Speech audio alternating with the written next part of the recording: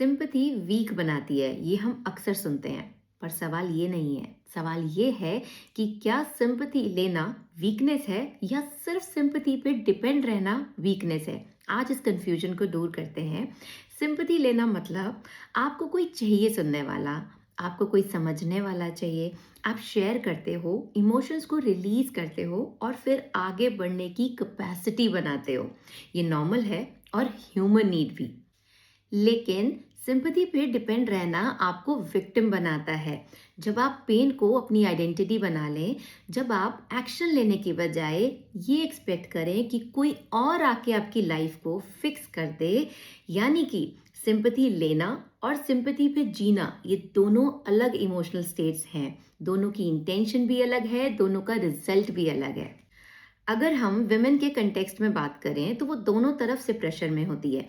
एक तरफ उसको हमेशा से ये सिखाया गया होता है कि घर की बात घर में रहनी चाहिए और वो उस फॉल्स इमेज को प्रोटेक्ट करने के चक्कर में हमेशा एडजस्ट करती रहती है और साइलेंट रहती है। दूसरी तरफ अगर सिचुएशन उसकी थ्रेश होल्ड के बियॉन्ड चला जाता है और वो ठान लेती है कि अब मुझे शेयर करना ही है, तो हम उसको लेबल कर देते हैं कि ये सिंपैथी सीख कर रही है, जबकि शेयर करना एक ह्यूमन नीड है। तो यानी कि अगर आप चुप रहो तो आप स्ट्रांग हो और अगर आप शेयर करते हो तो आप वीक हो। लेकिन सिंपैथी प्रॉब्लम कब बनती है? जब पेन आपकी आइडेंटिटी बन जाता है, जब आप अपने आप को स्ट्रगल के थ्रू ही देखना शुरू कर देते हो, जब आप बार बार उन्हीं बातों को अपनों से इसलिए शेयर करते हो ताकि लव, केयर और रीअश्योरेंस मिल सके, लेकिन वो सिंपैथी नहीं, वो इमोशनल डिपेंडेंसी होता है।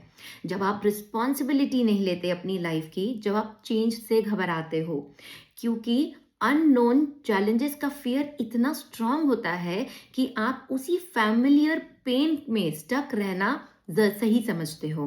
तो यानी कि आप पेन से नहीं डरते, आप उस स्ट्रगल से डरते हो। तो सिंपैथी की रियल पावर है कहाँ?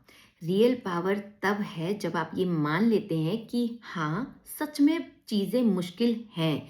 जब आप पूरी हिम्मत से, करेज से हेल्प मांगते हैं, क्योंकि ये वीकनेस नहीं बल्कि क्लैरिटी है।